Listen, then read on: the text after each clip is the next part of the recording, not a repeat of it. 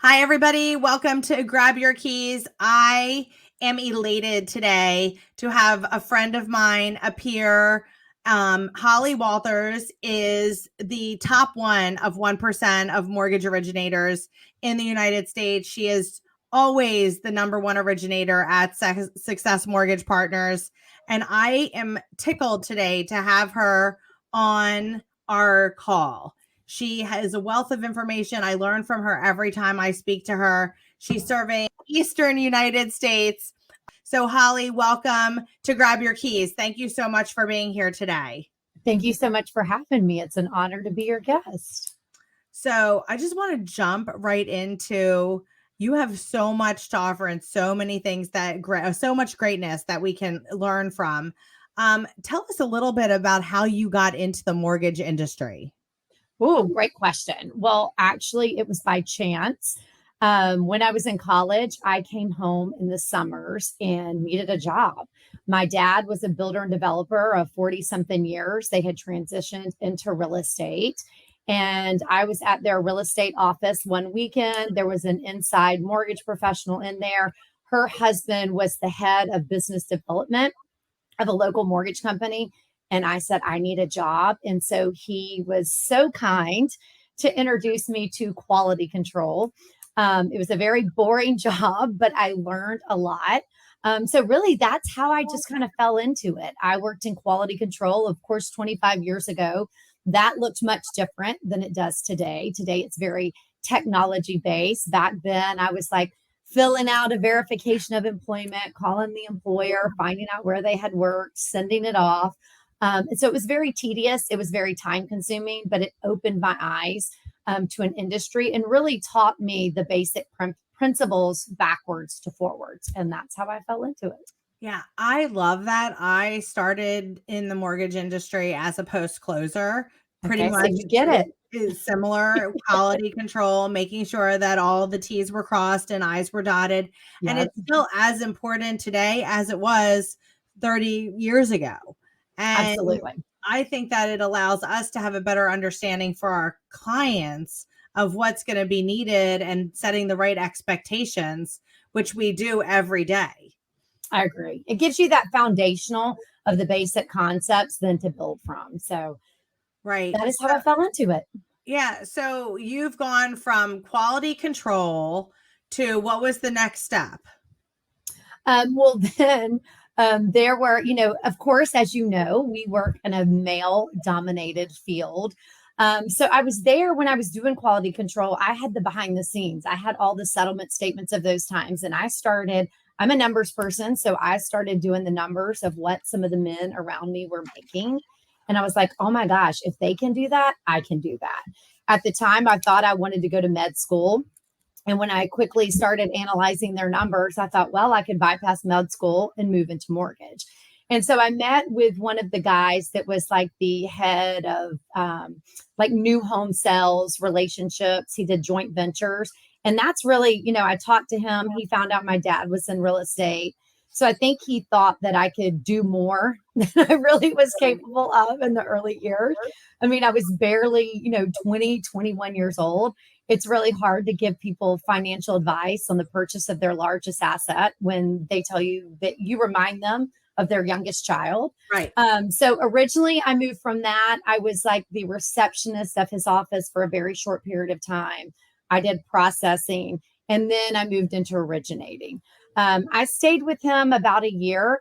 And then when I found out I was pregnant with my oldest child, I went back to school. I was not going to do mortgages. I needed something that was more structured and went back to school to actually be a teacher. And during that time, coincidentally, again, I was at my mom and dad's real estate office. They owned their own real estate company at this time. And there was a mortgage broker that leased space from them. And that mortgage broker's processor had just walked out the door. He had 6 originators and all his own business. And you remember, I don't know if you've ever been on the broker side, but 25 years ago, you did a copy page, one piece of paper at a time. You had to FedEx the package. And he and I were talking and I said, I can do that. I can process those files for you. So he opened the opportunity at that time. It was like early 2000. And I processed for him and 6 other guys. I was his personal assistant. Within 90 days, I was his number one originator and still process their stuff. Awesome. So that's a fantastic story. And I think when you do processing and all of that kind of stuff, I think that you have a better understanding of the file sometimes, of all files, because Absolutely. you can see so far into the future. And then I don't know about you, but I always have plan B and plan C. Right. Already. Well, you're only as good as your processor. I mean, you can only take it so far. So absolutely. What do you believe your 3 keys to success are? That's an easy question. So my 3 keys to success are my core values, which I say honesty, integrity, and trust. That's how in my early years, when I was just a one-man show, that's how I treated my clients, with honesty, integrity, and trust. And then as I've built my team over the years, I've continued that pattern. People that work with us, whether they're referral partners or clients, they know that we're going to be honest. They know we realize the opportunity to work with them on the largest transaction in their life, or maybe it's a refinance. And then they know that they can trust us with whatever our response or our advice is.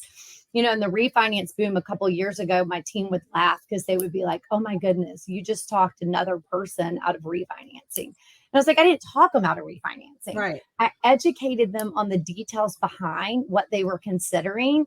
And if it didn't make sense, then it didn't make sense. Yes, I could have, talked them into doing that, but that doesn't align with my 3 core values and what this business has been built upon. So that's how we've done it. So honesty, integrity, and trust. How did you determine that those, I mean, there's so many great core values out there. Right.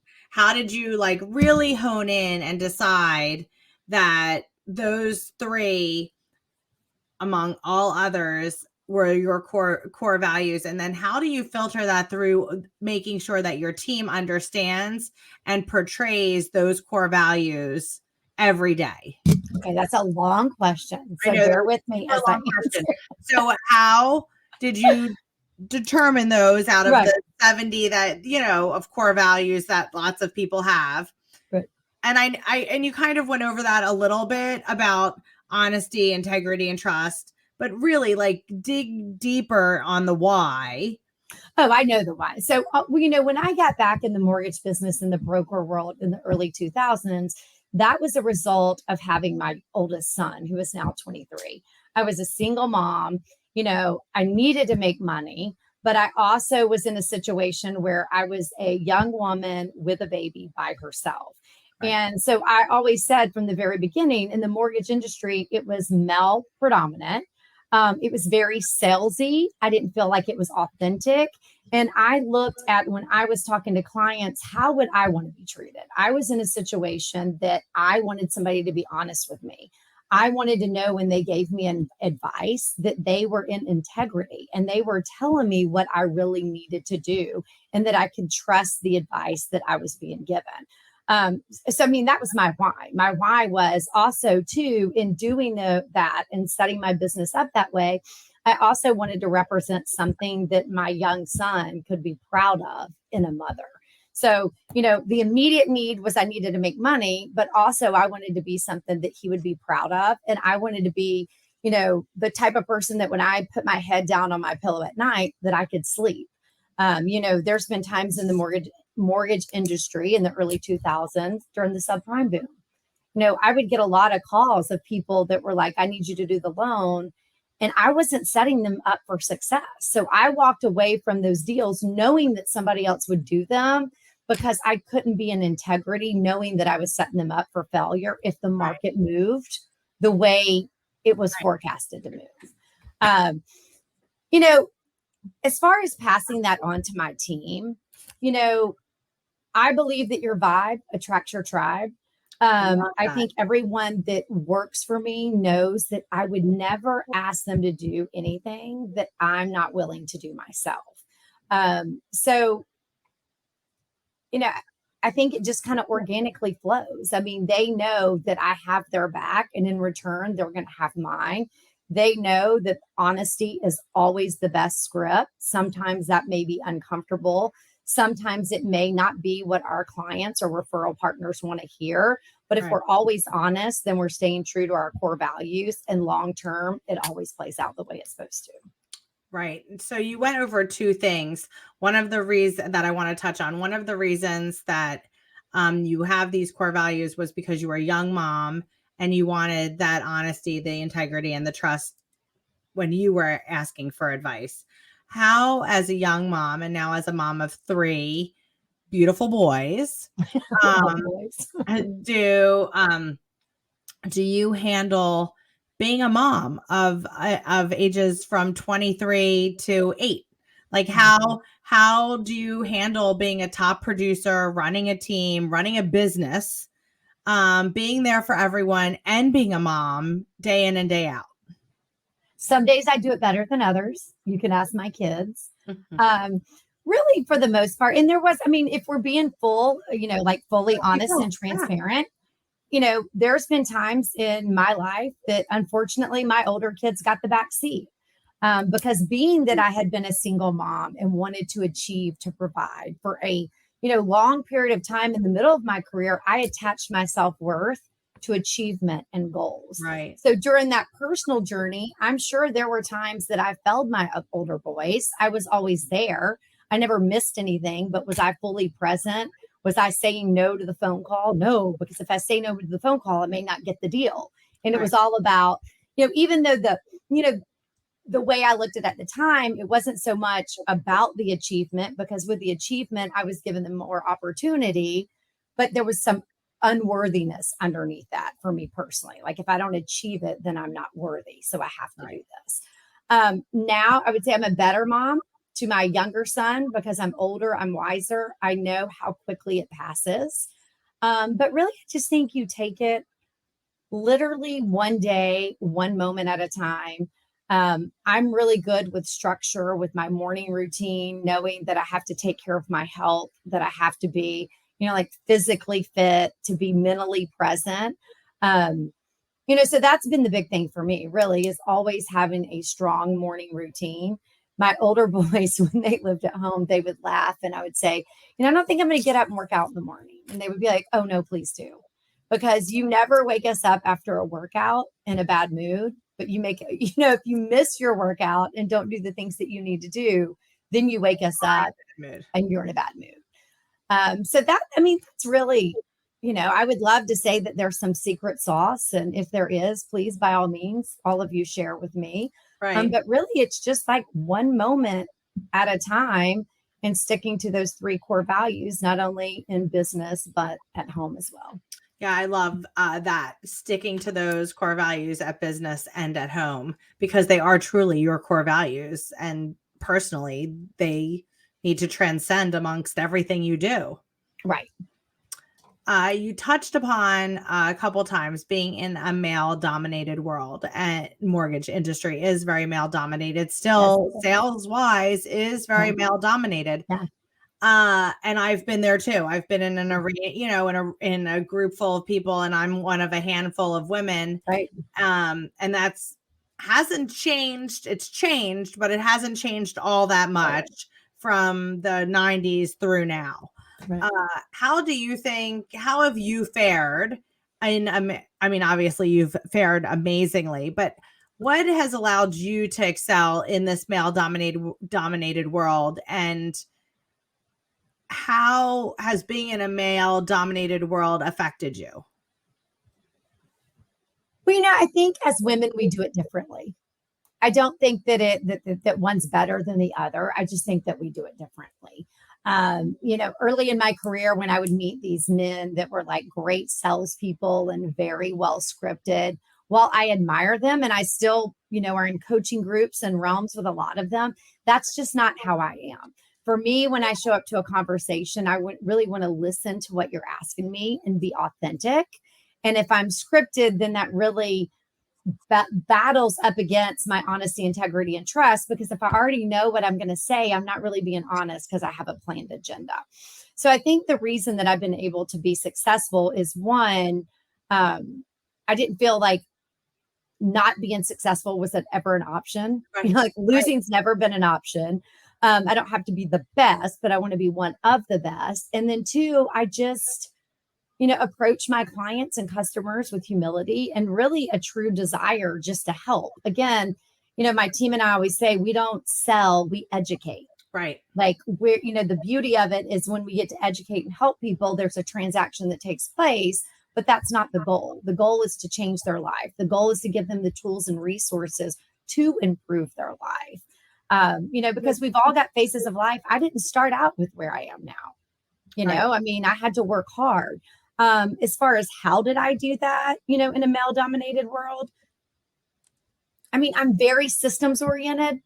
I think everything for me is like, what is the mortgage process? What every year it's where did we excel? Where did we fail? Let's take it apart and let's improve it. I don't know that I'm not saying that men don't do that. I'm sure they do. I just see things a little bit differently. I do always kid, and I'm sure you've been in realms, like you said, where you're one of a handful of women in a male dominated environment. And I'm like, man, if I just, like you have, in most situations, you have a partner or a wife that does all the things that I do. Right. Plus I do your job too. Right. You only have that wife. Right. Yeah. Like right. if I had me, gosh, what could I do? No, my husband watches this. No, absolutely. But you know what I'm saying? So, I don't know. I think that just as women, we see it a little differently. And I think that there's, something about that attractive to people out there that really want a relationship in the transaction. Right. I know your business and my business is really about the relationship and facilitating how we can help. We're not a call center model. Where, those models excel too. It just depends on what people want. And again, going back to your vibe attracts your tribe. We really want to attract people that we can really help and make a difference. Absolutely. And I think that one of the reasons that you're able to do that so successfully is because you're able to empathize. You're able to empathize with, having children, having no money, single mom, having no credit. No, yeah. And I think that understanding where people are coming from and then being able to show them a path to home ownership, especially that first time home buyer who is going to realize that wealth that they're gaining in equity, and educating them on that is just amazing. And when they come back to you to buy that second house and you see that those kids are older now and you get to talk to them about that. And then what I think is so amazing, and it's really showing my age, is that when my borrowers' kids are getting mortgages from me, like that's the greatest compliment when you're handing your kids over to the mortgage person to help with a mortgage who's going to really help them with the biggest transaction of their life. That's amazing. Right. Absolutely. Like I said, early in my career, I did a lot, my thing was always your past doesn't define your future. Like if I pulled a credit report and there was a lot of bad credit on there, fine, let's fix it.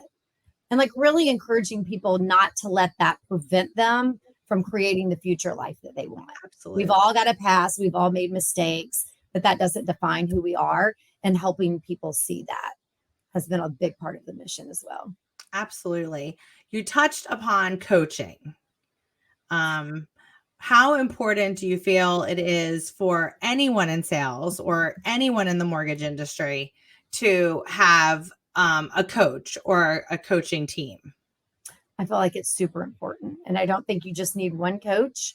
Maybe you need multiple coaches and different approaches. I have a fantastic coach that is a male, and there's certain things that he can tell me and, hold my feet to the fire, and there's no BS. You got to do it.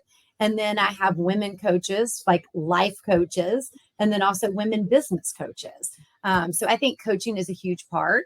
Coaching, for me, calls me out when I'm telling myself a story that may or may not be true. It holds me accountable, and it also pushes me to higher standards. Correct. In coaching right now, a lot of, like I mentioned earlier, what I find myself looking at and working on is, the achievement's great, but if the achievement isn't fulfilling, what am I missing? And making sure that the achievement is for the right reasons.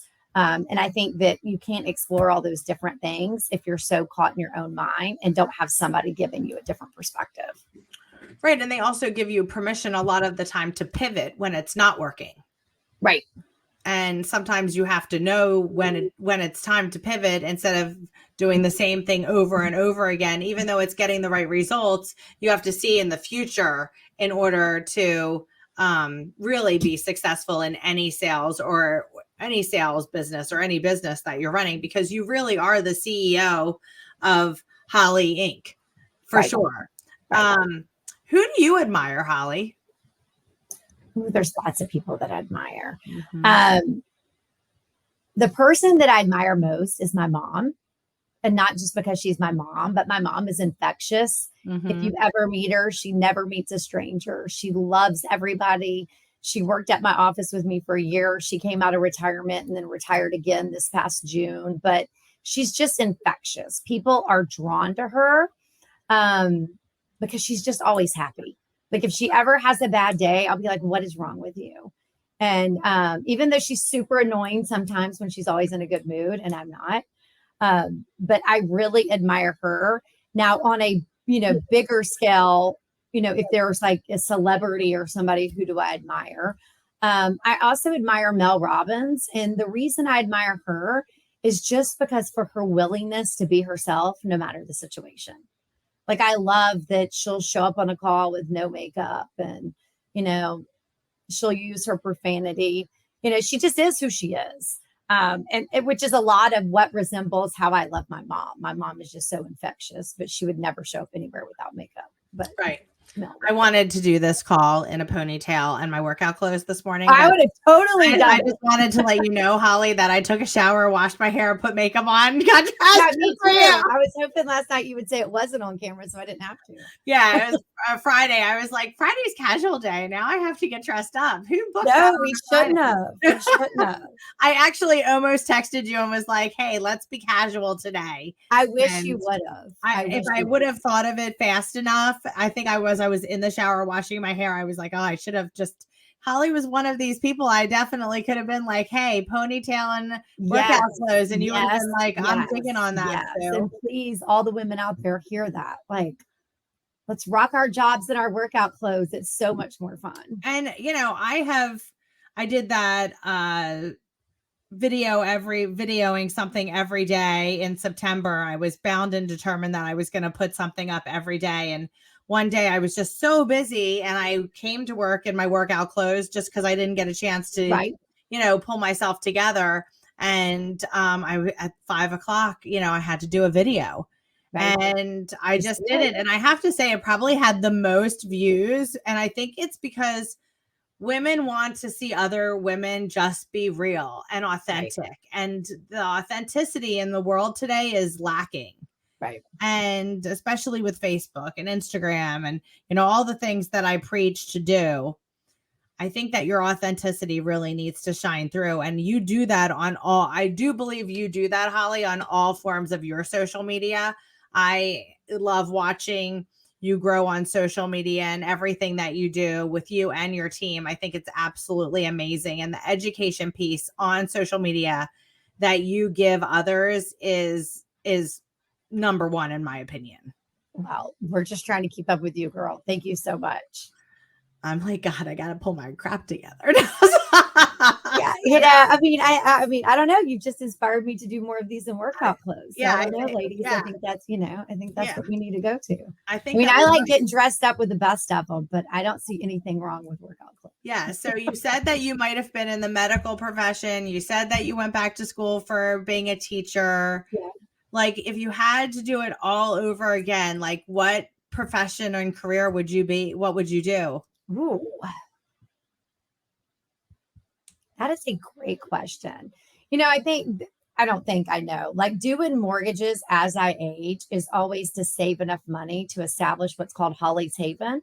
Right. And what it'll be for women and children coming from abusive situations to provide them the tools and resources to get back on their feet and to really inspire them to see that there's a better way, that they don't have to stay I was in a relationship in my early 20s that was abusive and could have went really bad. I had a great family and a support network. And going through that situation on a personal level and seeing how it was handled in the court system is comical. And I've always said that I'm super passionate about that. Hopefully sooner than later, I'll have enough money in the funds and resources to really empower women to know that they don't have to stay, that they have choices. And that we're better when we come together. I think as women, we don't do a really good job at supporting each other as we should. We're more in competition with each other than loving on each other.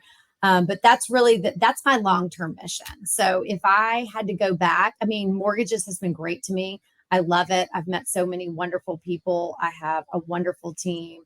We work for the best company in the world, as you know. But looking forward, I want to use the finances in this foundation to really make some impression and change in this world. I love that. And I'll be right there for you when you do that. Thank you. Cheering on Holly's Haven. I totally agree with you with regards to women in mortgage. I have always tried to empower women to be the best that they can possibly be in every situation. I know you do the same thing. The Ladies in Lending is an amazing platform for that, because we want everyone in mortgage, and actually any successful woman at all, really to be able to wrap our arms around them to be as successful as they can be for them. And it is hard. I'm not saying that it's harder than for anyone, any male or female, but I do think that it is hard to be a mom and be present and, get the homework done and make sure the house is clean and make sure the wash is done and putting dinner on the table and getting the kids to school. And I'm an empty nester now, and I don't even know, when I look back on those years, I don't even know how we survive. Right. You're in survival mode. I don't even know how I made it through, because my house was truly a 3-ring circus. Right. And maybe a 5-ring circus at times. So I started over, so I'm still in the 3-ring circus. Absolutely. Instead of 3. Yeah, absolutely. So what's in the future for Holly besides Holly's Haven? Holly's Haven, my team and I are getting back focused on our goals next year. And then also, I really would love to be like a safe space for other women. My goal for 2024 is to be more authentic and to share not only the good, but the bad and the ugly, because then it gives permission to our peers to see that there's possibilities. I think, like I mentioned earlier, when you attach your self-worth so long to like a number or an achievement or having to be something based on what you think others need you to be, right, there comes a time in your life. I think midlife is the time to kind of really look at your life and say, okay, like I got here, was it worth it? Yes.